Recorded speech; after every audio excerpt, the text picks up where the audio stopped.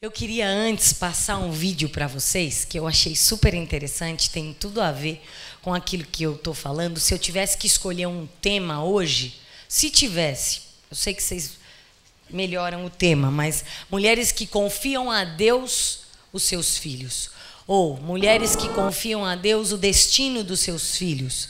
E eu acho que isso não é só para mulheres, isso é para nós pais, famílias, né? Pessoas que estão já se programando para estruturar as famílias e até mesmo para nós, na nossa vida espiritual, né? Os nossos filhos espirituais. Então eu queria primeiro passar o vídeo, esse é o da Olimpíada, passa para mim, para eles verem.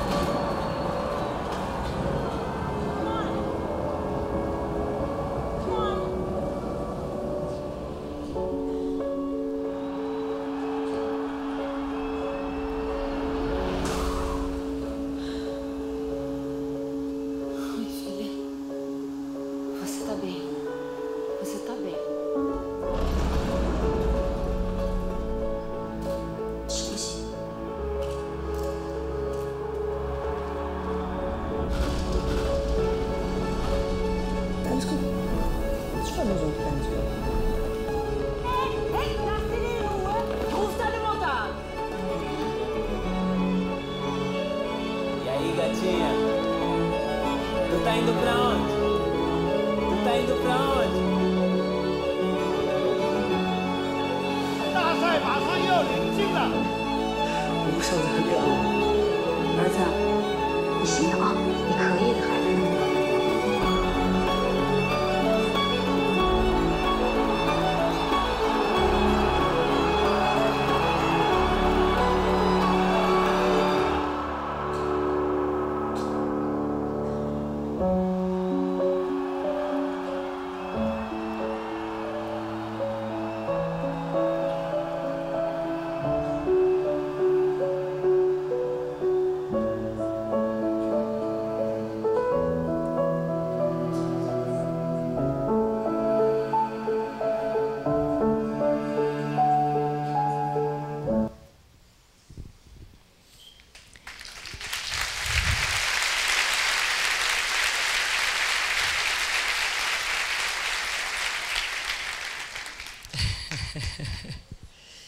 Essas mães acreditaram. Essas mães, todas, acreditaram. Certo? Todas acreditaram. São exemplos que nós trouxemos de mães comuns, que nós nem conhecemos, de histórias que nós nunca nem ouvimos falar, né? E mães que acreditaram no futuro dos filhos. Eu quero deixar aqui 3 exemplos de mães para vocês. O primeiro exemplo de mãe que confiou o destino do seu filho nas mãos de Deus foi Ana. Quem lembra da história de Ana? Deixa eu ver. Quem lembra? Ana foi aquela mulher que não podia ter filhos. Lá em 1 Samuel 1, vocês vão ver toda a história de Ana. Ana não podia gerar. Ana era casada com Eucana. Mas Ana tinha uma rival ali, né? Que era Penina. E Penina dava filhos a Eucana, mas Ana não. Né? Não tinha filhos, né? Aliás, Penina tinha filhos e toda vez que subiam juntas ao templo, Penina provocava Ana. E a Bíblia conta que Ana se enchia de amargura por causa disso. Ana era muito triste por causa disso. Até que Ana resolveu fazer o seguinte: quer saber?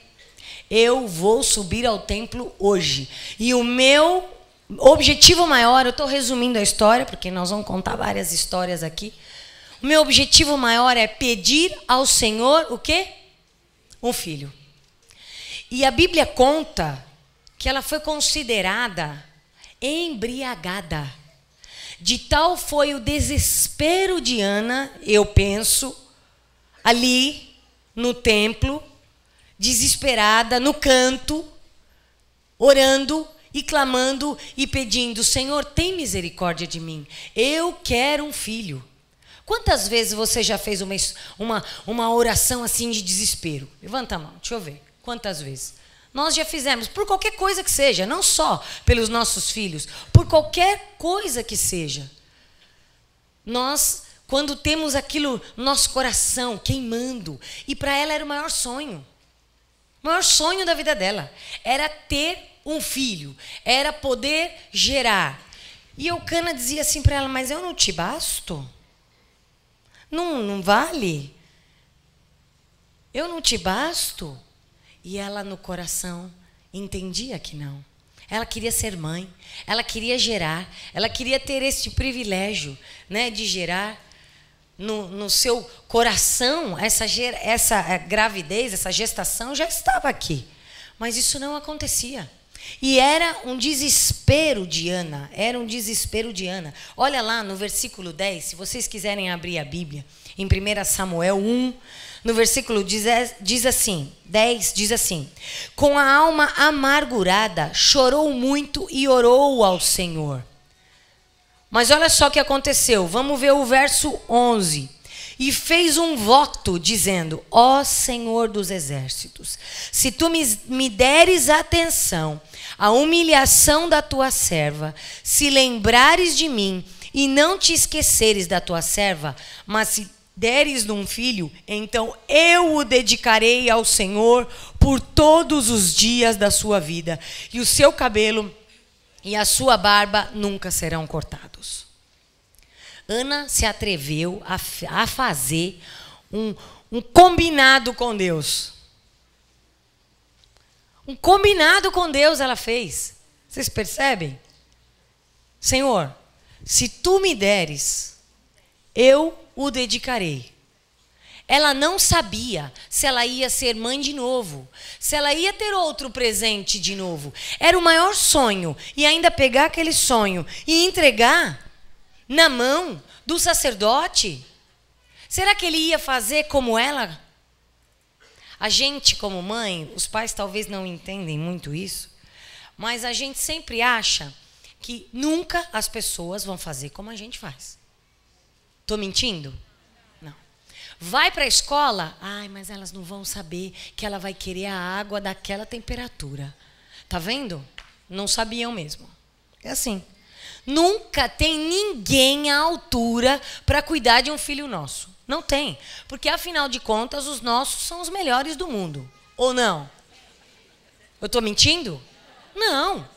Os meus filhos são os mais lindos do universo. Não adianta. Não adianta. O seu também. Tenho certeza. É, não é? São os filhos mais lindos que nós temos. Agora, imagina uma mulher que orou desesperadamente, chorou desesperadamente, clamou, foi tida pelo próprio sacerdote como bêbada, como uma mulher embriagada, porque o sacerdote olhou para ela e falou assim, escuta, mulher, essa hora você já está desse jeito? Que é isso?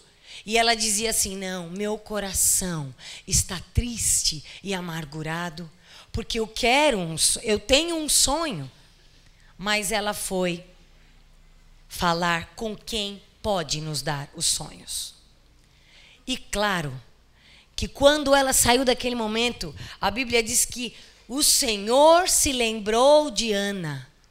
Embora ela não estivesse grávida naquele momento, não tinha acontecido nada com ela ainda, o semblante de Ana, ela estava tão confiante que ela tinha deixado as lutas, as tristezas, né? Porque aquela amargura era uma tristeza.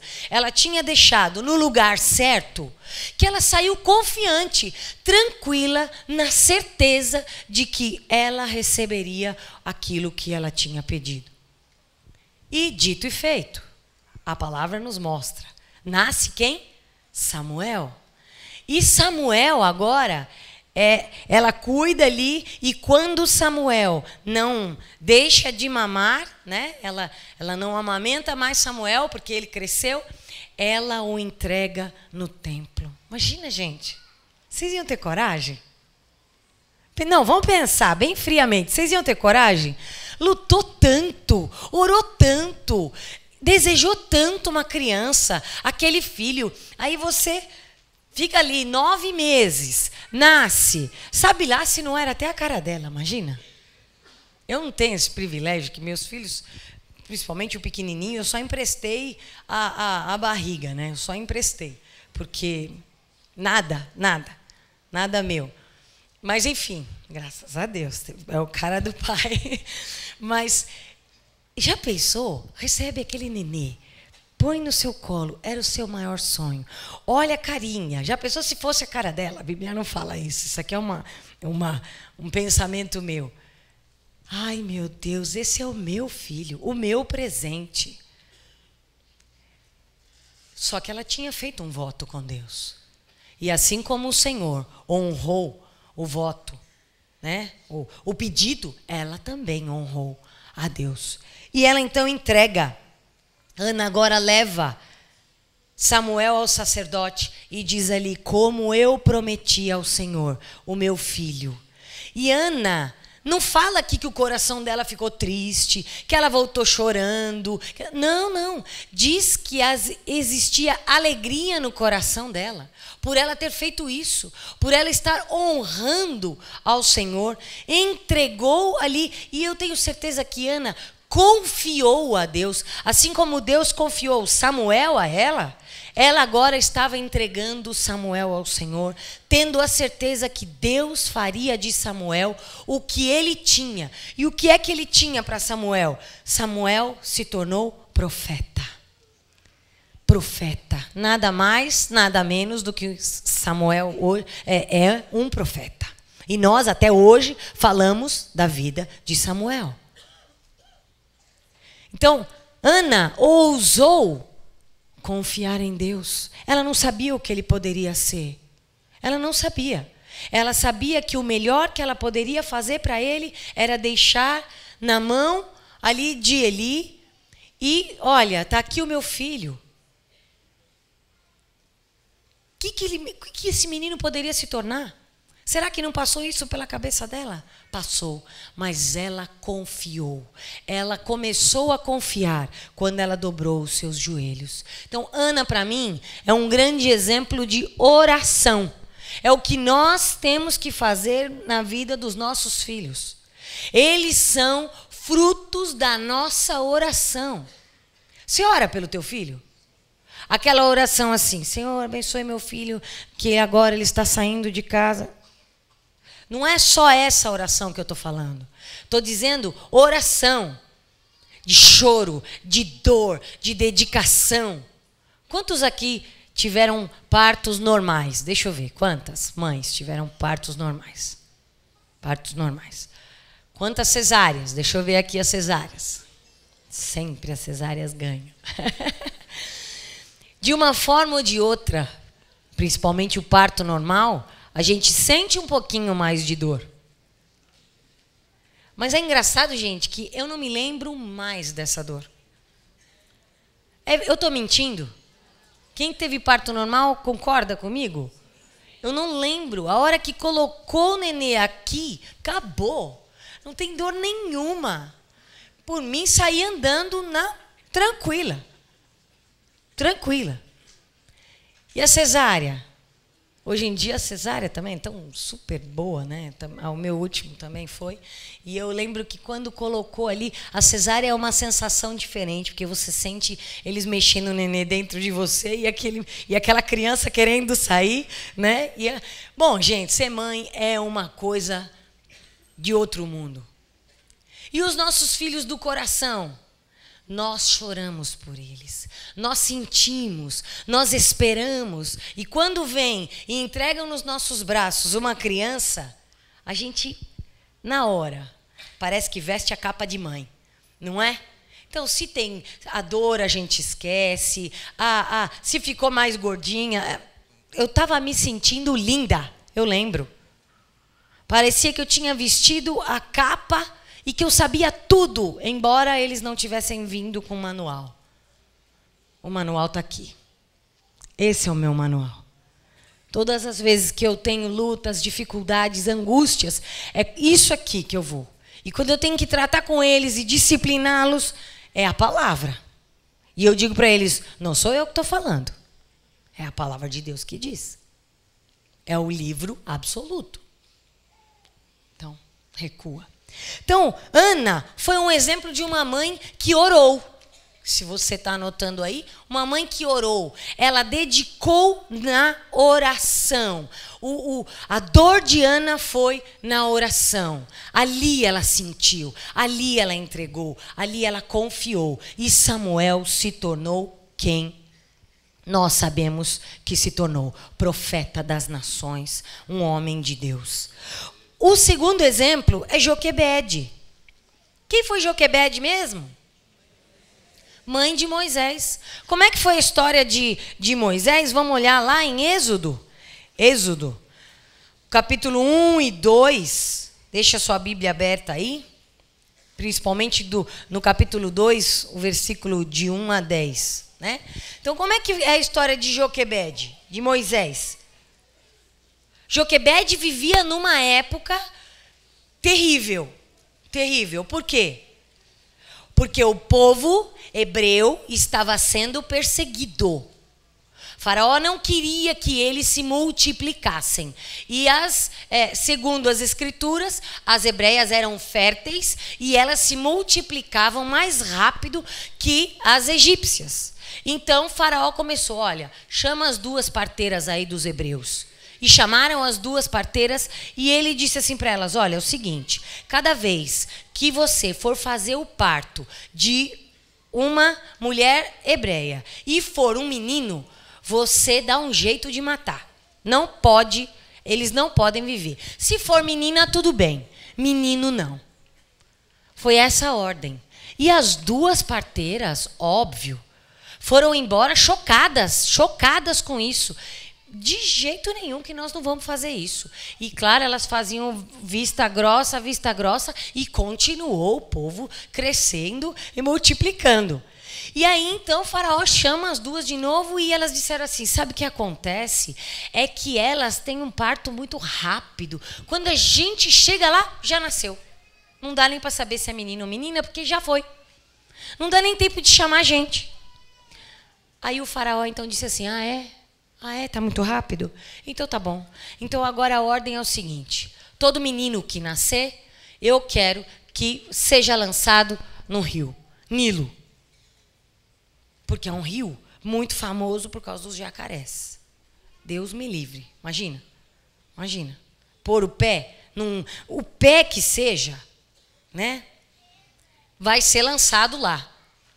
Aí não tinha jeito, né? Os soldados ouviam. Olha, se vocês ouvirem o choro, pega, é menino, lança. E eu acho que nessa época, Joquebede e o seu coração deve ter ficado muito desesperado. Muito desesperado. Porque imagina, você grávida, e aí então, imagina, vamos trazer para os dias de hoje. Nós estamos esperando um filho. E esse filho, e o nosso presidente agora fala assim, olha, eu quero que todos os meninos que nasçam sejam mortos, porque está crescendo demais o povo brasileiro. Tem mãe grávida aqui? Deixa eu ver. Tem grávida? Não, tem? É menino ou menina? Menino? Então. Já pensou?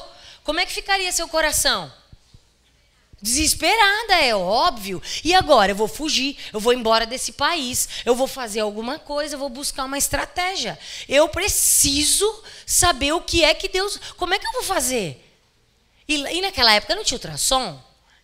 Então, pior ainda, eu acho que os 3 era pior, porque era menino e menina. Elas não sabiam. E aí, como é que elas iam saber se era menino ou menina? Né? Tem aquelas coisas hoje, né, das senhoras mais antigas, que eu lembro que quando eu engravidava, elas olhavam para mim, eu já sei, é menina, por causa disso. É menino, porque você está assim, assim, assim. Tem um povo que fala, e olha que elas acertavam. Então vai ver que naquela época ainda era assim. Mas vocês imaginam a ansiedade de Joquebede. E nasce agora Moisés. Nasceu Moisés. E agora? É menino. Um menino forte, com um choro que devia ser forte. E Joquebede, então, começa a pedir para o Senhor uma estratégia. E qual vai ser a estratégia que ela vai ter para que ela livre o filho. Ela não sabe qual vai ser o destino, mas ela vai confiar em Deus que o destino que Deus vai dar, a estratégia que Deus vai dar a ela, trará um destino bom ao seu filho. E qual foi a estratégia? Olha, pega lá junco, né? Faça um cestinho. Faz todo vedado. Eu imagino ela preparando esse cestinho, vedando tudo. E por 3 meses, ela segurando. Agora imagina, nenê, até 3 meses, principalmente o primeiro mês, eles choram de cólica.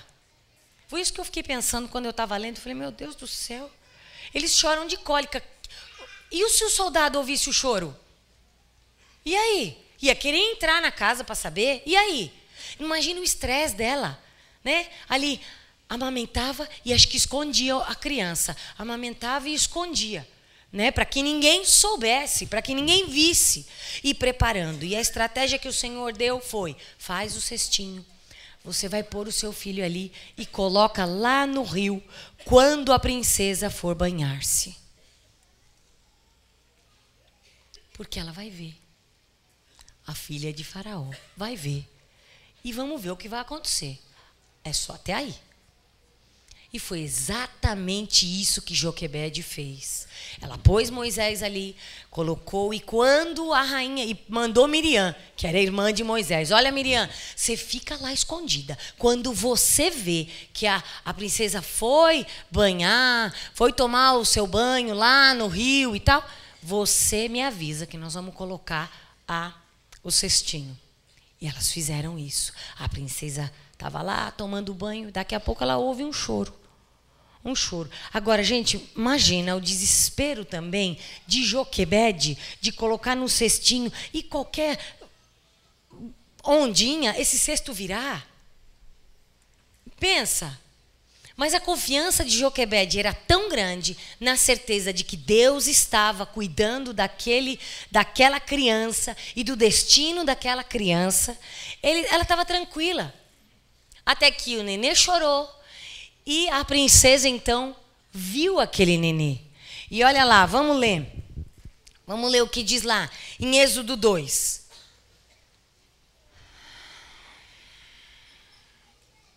Verso de 1 a 10. Vamos pular, vamos para o verso 5. A filha de Faraó descera ao Nilo para tomar banho. Enquanto isso, as suas servas andavam pela margem do rio. Nisso viu o cesto entre os juncos e mandou sua criada apanhá-lo. Ao abri-lo, viu um bebê chorando. Ficou com pena dele e disse, esse menino é dos hebreus. Então, a irmã do menino aproximou-se e perguntou à filha de Faraó, a senhora quer que eu vá chamar uma mulher dos hebreus para amamentar e criar o menino?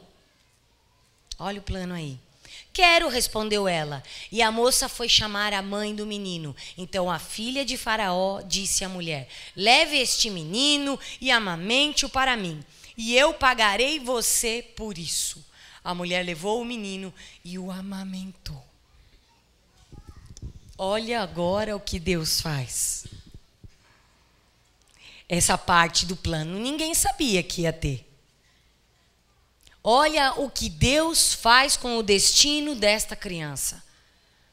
Quando nós, como mães, como pais, nós dobramos a nossa fronte, o nosso joelho e dedicamos o fim, o destino, o futuro, as ações dos nossos filhos a Deus. Ela agora... ela teve o privilégio de ter o filho, ele não morreu, e agora ainda ela vai receber para cuidar do próprio filho. Ela está recebendo.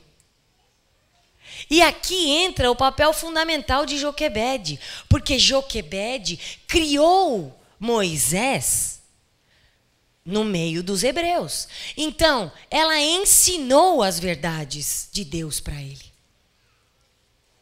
Moisés, quando estava maiorzinho, que ela amamentou e aí então ela entregou, ele sabia que ele era hebreu. Agora, segundo papel fundamental na vida dos nossos filhos, ensinar a palavra. oração, ensinamento da palavra. Joquebede deixa para nós uma lição de fé, de confiança em dias difíceis. E agora então Moisés cresce. E Moisés é quem? Libertador do povo. Só isso. Um virou sacerdote, o outro libertador. Então, são mulheres que nós precisamos aprender. Será que a gente tem tanta ousadia assim? Ou a gente quer tudo sempre dentro, sempre assim, enfiado com a gente, grudado, não libera, não solta. Eu tenho medo. Eu converso com mães que falam, eu tenho medo, Alessandra. Eu tenho medo de, agora vai para o ensino médio. Eu tenho medo das drogas. Eu tenho medo da pornografia. Eu tenho medo disso. Eu tenho medo. E cadê a sua confiança em Deus? Quando você ora pelo seu filho, quando você ora por ele, gasta tempo de oração, quando você dedica ali o tempo, quando você ensina seu filho a orar. Nós vamos orar por isso. Mãe, mas eu queria tal coisa, tal... Ok, filha, vamos orar por isso. Os meus estão nessa fase de namoro, né? De começar a olhar, a ver quem é o pretendente ou a pretendente. E eu lembro que quando a minha filha veio, eu disse assim, filha, nós vamos orar. E Deus vai fazer o que Ele tem que fazer. Então, ensinar os filhos, pequenininho ainda. Mãe, eu queria tal coisa de aniversário. Então, vamos fazer o seguinte, antes de pedir para o papai, nós vamos pedir para Jesus. Ok? Ai, Alessandra, mas que oraçãozinha. Pois é quando pequena. Quando pequeno, que quando a gente ensina, até quando for velho, grande, nunca mais vai esquecer. Nunca mais. Os valores que você ensina, os princípios cristãos que são imutáveis, quando nós ensinamos, não adianta. Não esquecem, não se perdem. Então, dedicar esse tempo de oração aos filhos. Eu estou sentindo que meu filho não está bem. Pelos olhos, meu filho não está bem. Eu estou sentindo que o meu filho espiritual, lá no meu G100, não está bem. Qual é o tempo que você dedica de oração a esse seu filho espiritual? Qual é? Vai abrir mão. Confia a Deus, o que é que Deus quer fazer daquele novo discípulo que está chegando na tua célula. O que é que Deus quer fazer na vida do teu filho? Eu quero que ele seja jogador de futebol.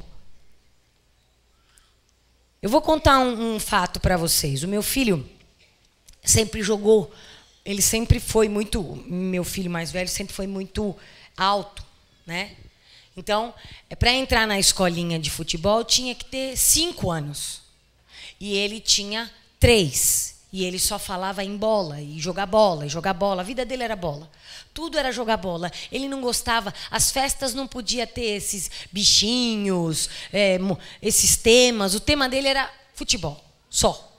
Queria chuteira, uma chuteira desse tamanho. Eu tinha que me virar para arranjar essas chuteiras. E ele sempre se deu muito bem nisso. Sempre. E ele então começou a crescer e começou a dizer assim, mãe, eu vou ser jogador de futebol. E eu, no meu coração, como mãe, eu vou confessar, não tenho nenhum preconceito, mas eu não queria, só isso. Eu não queria, porque eu falava, filho, você tem certeza? Tenho, eu vou ser jogador de futebol. Tá bom, filho, tá bom. Como mãe, eu ia em todos os jogos. Eu gritava que nem maluca em todos os jogos, todos, vocês possam imaginar, né? O Carlos jogou até no Palmeiras, gente.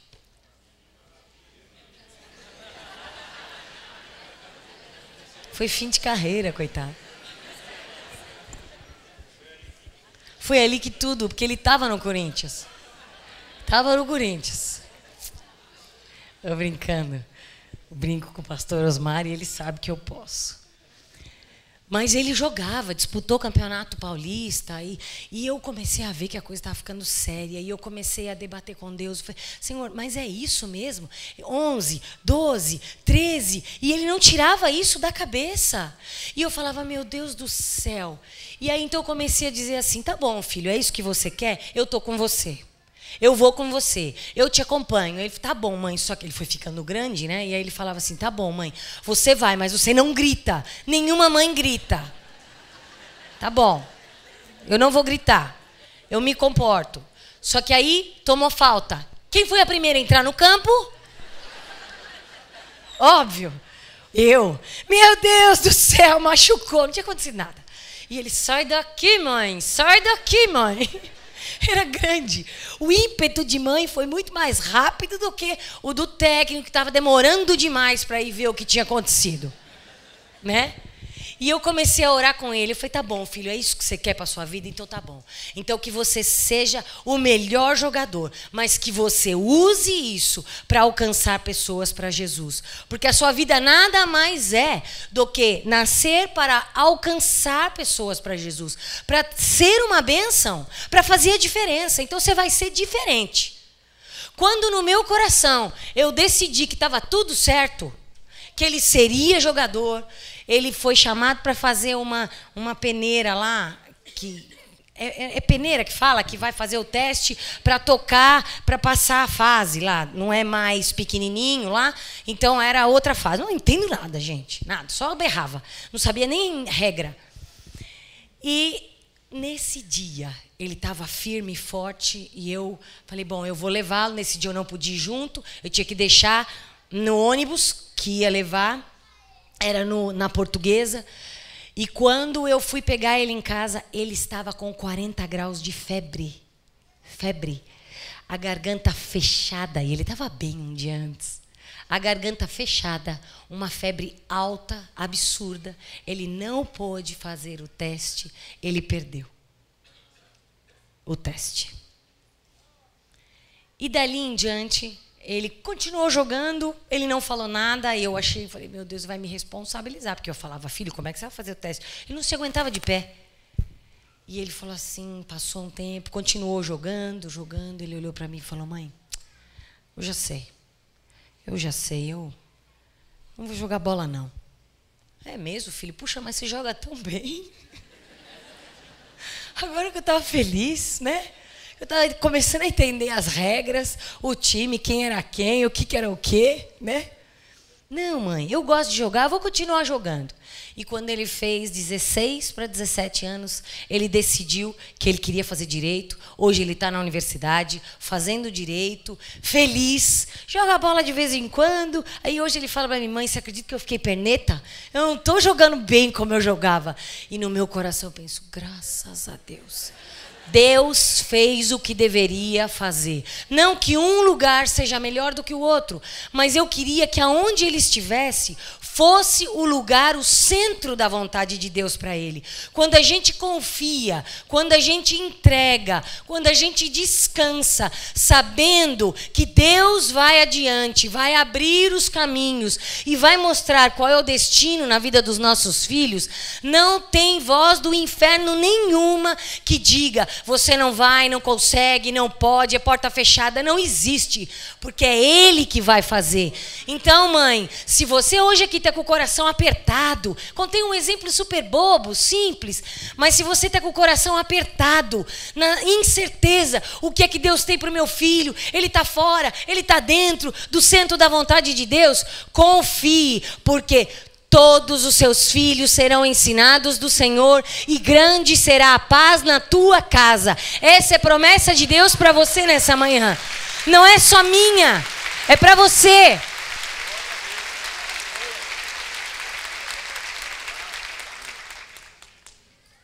Então, primeiro é a oração. Segundo é a leitura da palavra, ensinar os filhos a ler as escrituras, interpretar o que está lendo. Quando pequeno, você pode contar as histórias, as parábolas. E eu sempre dizia para os meus filhos, é assim, Jesus quando ele ensinava, até mesmo a multidão, como é que ele fazia?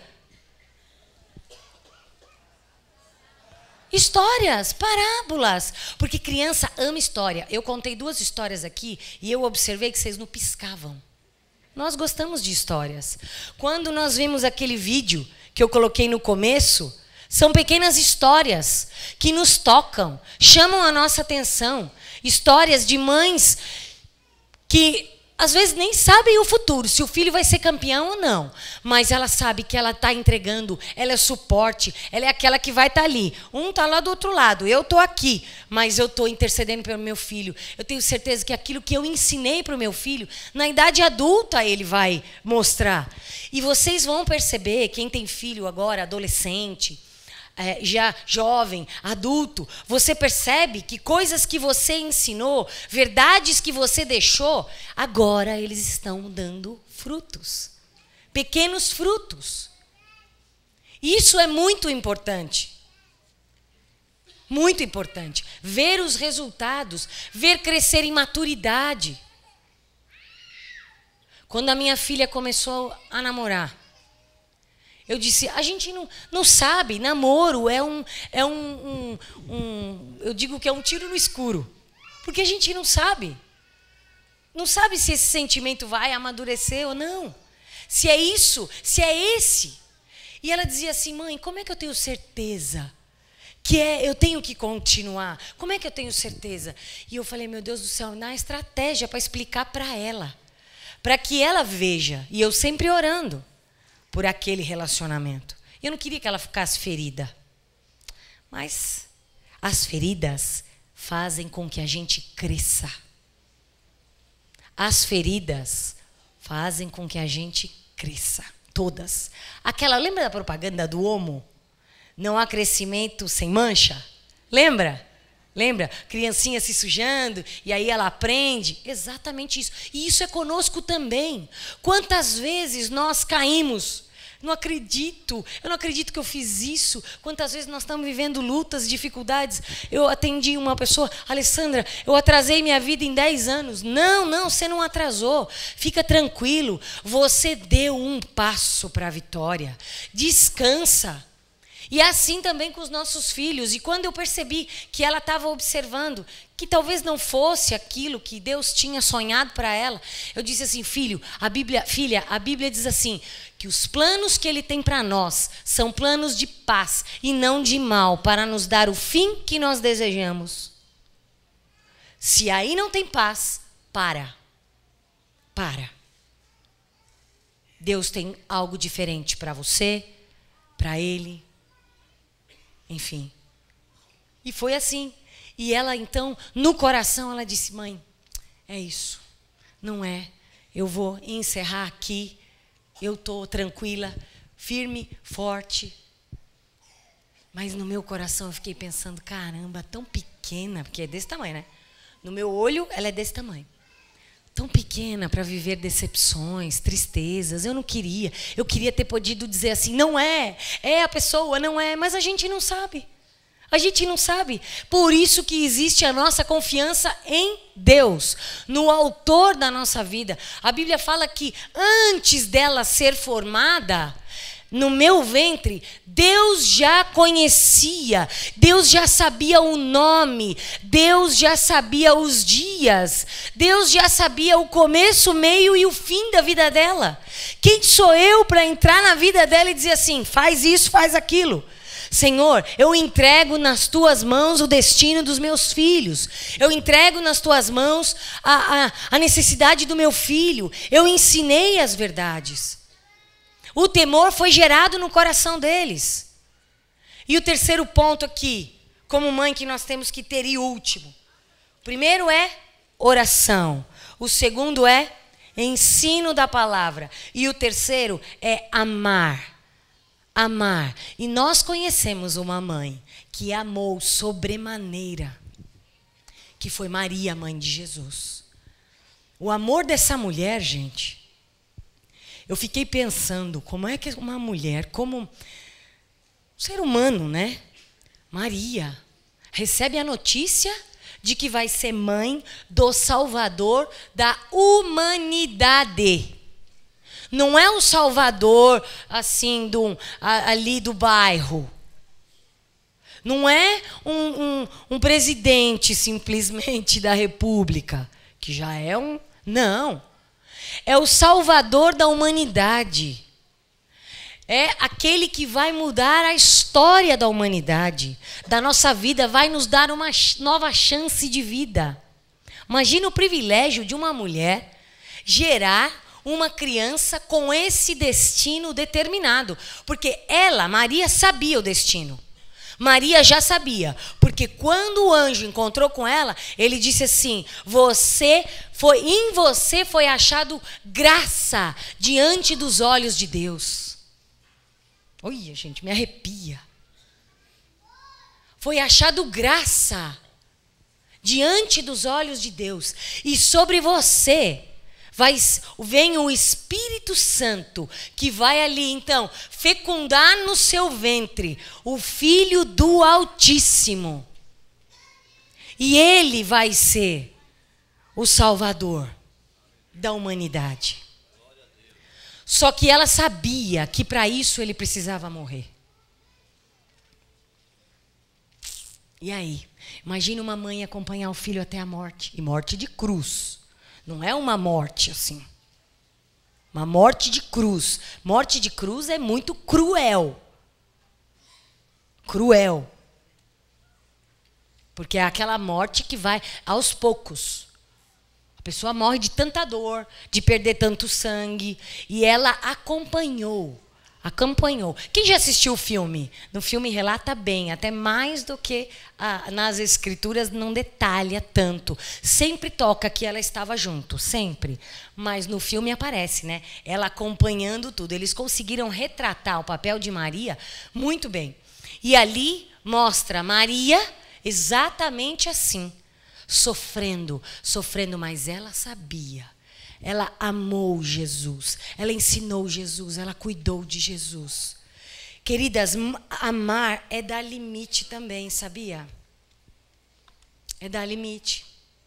Quando às vezes eu atendo mães, e Alessandra, aquelas crianças que você fala, não para, não tem parada, não ouve, não consegue, não, eu não quero, eu não vou, eu não quero. Criança pequena.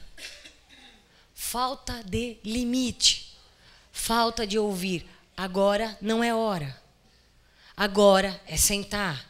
Agora você vai sentar para almoçar. Não, a mãe fica atrás do filho com o prato. Eu não sei, eu não consigo entender. Comer é na mesa, sentadinho. Agora é hora de comer. Então é aqui. Come um pouquinho que seja.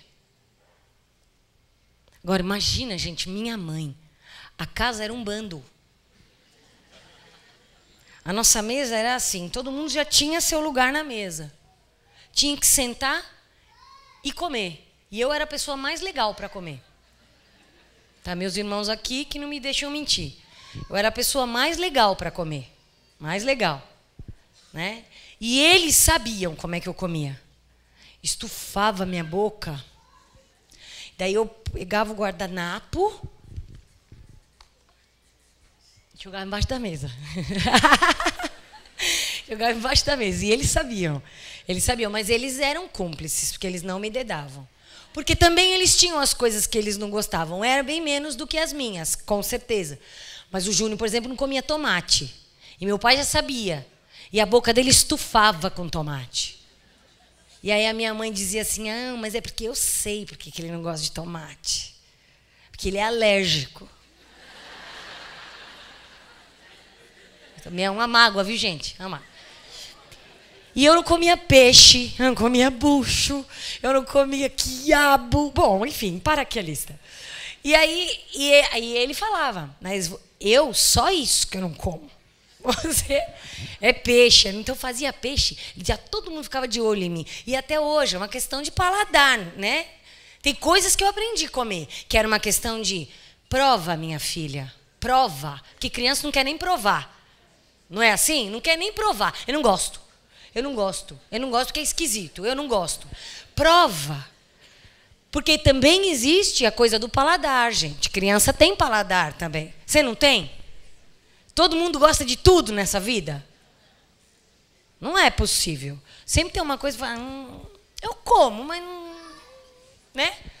Então, amar é dar limite. É, daqui a aqui você pode. Eu brincava quando os meus eram pequenos, eu dizia assim, olha, você está ultrapassando a linha vermelha. Do respeito, da desobediência. Bom, eles sabiam, eles recuavam. Né? Então, eles já entendiam. Pelo olhar. Não precisa sair estapeando, dando tapa na cara. Filho adolescente apanhando. Que isso? Que isso? Já são homens, mulheres. Aí isso não é correção. Isso é desrespeito. Não é assim. Deus corrige a gente assim? Dando tapa na cara, envergonhando. É assim que Deus faz? Respondam. Não. Como é que Deus faz? Até na disciplina. Até na disciplina. Deus nos cobre. Deus nos ama. Então, disciplina na hora certa. Isso é amor. Se você tem que falar com alguém da sua célula, é ali um querido seu que está nascendo ainda, de novo, está passando pelo processo. Não vai chegar na frente dos outros e dizer, que atitude feia que você teve. Não é assim. E com o filho também não é assim. Eu ouvi esses dias, quando a gente diz, engole o choro, engole o choro, engole o choro. Chega, a gente fala isso. Vocês estão dando risada que é verdade. Marta, percebeu? Marta, psicóloga, vai precisar para alguns filhos aqui. Pati, a mesma coisa, né? Por quê? Engole o choro, engole o choro. Quando adolescente, vai engolir todas as emoções. Aí você, o que você faz? Esse menino fala. Eu não sei o que acontece que não fala. Eu quero que fale e não fala. Não vai falar. Foi condicionado a engolir, engolir, engolir. Porque quando criança, qual é a forma que eu tenho de dizer que eu não estou bem? Chorando.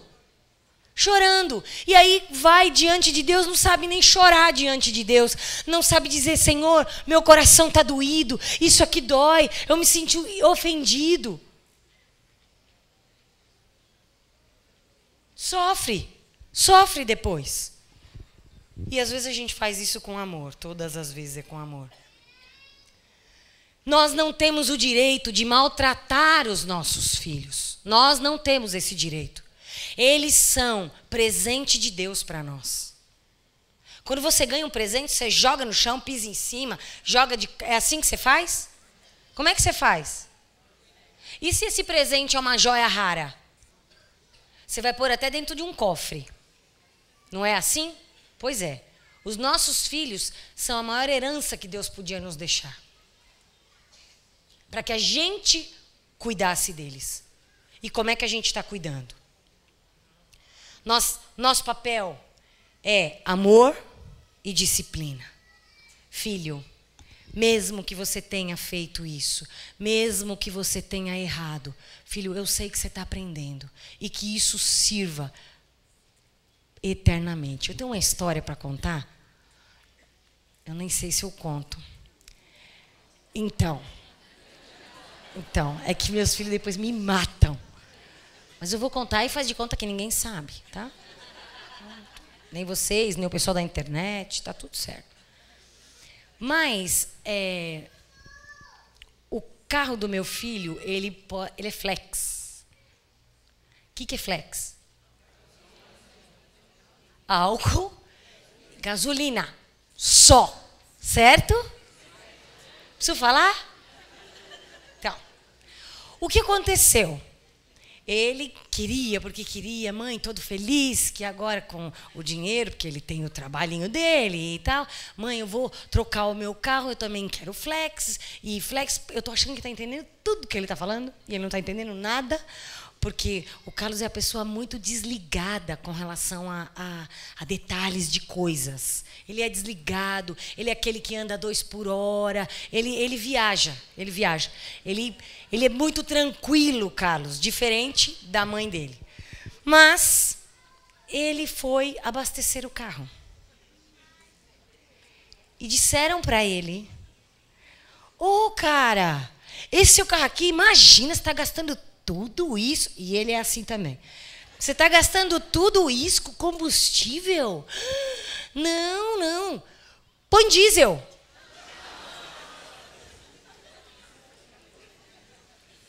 Põe diesel. E aí, é mesmo? Quanto fica com o diesel? Bom, era menos da metade do combustível, é óbvio, né? Da gasolina. Pode pôr. Pode pôr. Só que, o que aconteceu? O frentista colocando o amigo do lado, tem certeza? É, porque esse carro aqui existe a versão diesel. É verdade, é verdade. O frentista voltou e olhou para ele e falou assim, você tem certeza que esse carro é diesel? Peraí, mas já tinha posto. Já tinha posto. Peraí, eu vou ligar para o meu pai. Não ligou o carro, louvado seja Deus. Ele ligou. Pai, é o seguinte, eu estou aqui no posto, só para confirmar. Tudo bem colocar diesel no carro, né? Tudo bem colocar diesel? O Anderson quase teve uma síncope. Quase, quase. Meu Deus, menino, pelo amor de Deus, não liga esse carro. Não liga o carro, eu não sei o que você pôs. E ele apavorou. Ele travou, caiu até a linha. Caiu a linha. E eu ali do lado, eu falei, Jesus, calma, calma, vai travar o motor do carro. É isso que acontece? É isso. Vai travar, é isso, André? Você que manja, né, das coisas, é isso. Vai travar o motor do carro, vai isso, vai aquilo. E eu falei, meu Deus do céu. Aí eu fui ficando gelada, porque eu tinha que entender um, e o outro ficou desesperado e não sabia. Aí eu olhei para o Anderson e falei, calma, ele está aprendendo. Quantas vezes nós fizemos tantas porcarias diante de Deus e a multidão de amor de Deus encobriu a nossa multidão de pecados. Não foi de propósito. Ele não está fazendo isso para destruir o carro. Mas falaram para ele que podia, está tudo certo. Está tudo certo. Ele vai pagar menos? Nesse ponto ele pensou bem. Né? Vamos olhar o lado bom. Ele está crescendo, né? E eu disse para ele, não perca a oportunidade de amar agora. Nós temos que controlar, porque a vontade, o ímpeto era dizer, por que você foi fazer isso? Não precisava, e tal. É aquela coisa de pai e mãe que no excesso de cuidado, né? Aí eu liguei e falei, filho, onde você está? Eu estou parado no posto, mãe. Mas eu estou muito arrasado, porque eu não sabia. E eu comecei a pensar, meu Deus, me controla, me dá o equilíbrio. Eu vou chegar lá e eu vou ver a cara dele. Eu sei como é que é. Ele se martiriza de um jeito. E eu, ai meu Deus, e segurando o outro. Calma, chama seguro. O seguro não resolve? Não, o seguro não tem nada a ver com isso. Não, mas hoje vai ter. Apaga o seguro, vamos ligar para o seguro. Enfim, chegamos lá. Ele estava dentro do carro, com a cabeça baixada. E ele olhou para nós e falou assim, me perdoe, eu não sabia. Eu achei que pudesse, porque o cara falou que tem uma versão desse carro que é diesel. E eu achei que o meu fosse, eu achei que tudo bem, que pudesse. Me falaram que podia, e eu acreditei. Ai, meu Deus do céu, mãe é mãe, né? Mãe é mãe. Eu chorei, mas depois eu virei as costas, me deu um acesso de riso. Por quê? 9 e tanto da noite, ele, os dois frentistas e o Anderson empurrando o carro no meio da rua. Porque tinha que parar o carro para ver o que é que podia fazer, enfim. Bom, e eu dentro do outro carro, um frio, e eu pensando assim, Senhor, dá uma estratégia, protege esse motor. Se acontecer qualquer coisa com esse carro, é um bem material, mas eu sei que foi uma grande lição para a vida do meu filho. Ele aprendeu com isso, ele fracassou, ele se sujou, ele entristeceu, ele pagou o dobro, porque daí ele tinha enchido. E aí uma pessoa lá do posto sugeriu que colocasse, como ele não tinha posto muito, sugeriu que ele colocasse a gasolina... olha, vocês sabem melhor.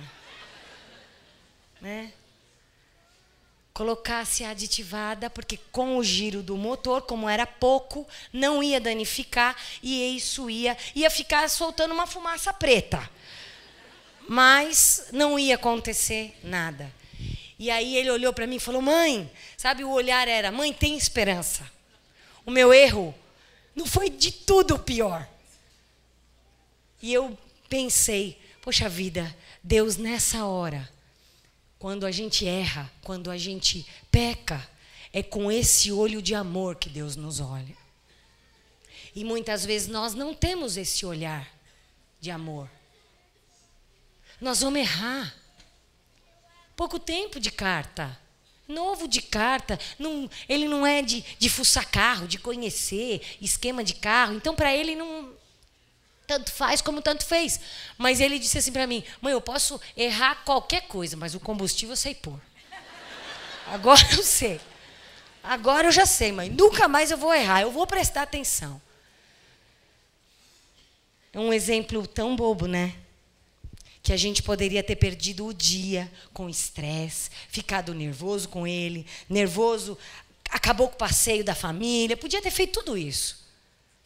Mas o amor encobre uma multidão de pecados. É o amor que encobre uma multidão de pecados. Eu sei que tem mães aqui. Se alguém quiser vir me ajudar no teclado. Eu sei que tem mães aqui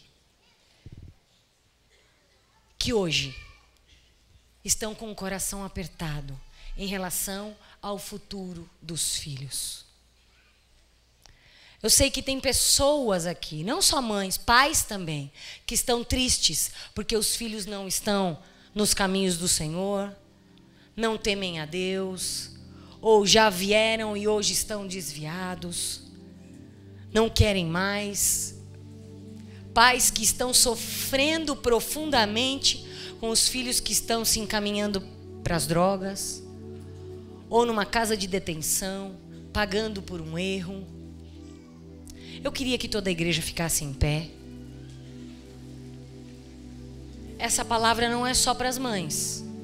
Essa palavra é para nós pais. Temos orado, temos ensinado, temos amado verdadeiramente os nossos filhos, ainda que, mesmo que eles venham errar, cometer erros, ou a gente expõe os erros deles para que todo mundo veja. É isso? Ou a gente usa esse erro e transforma num benefício para crescimento. Como é que está o seu coraçãozinho? Feche os seus olhos.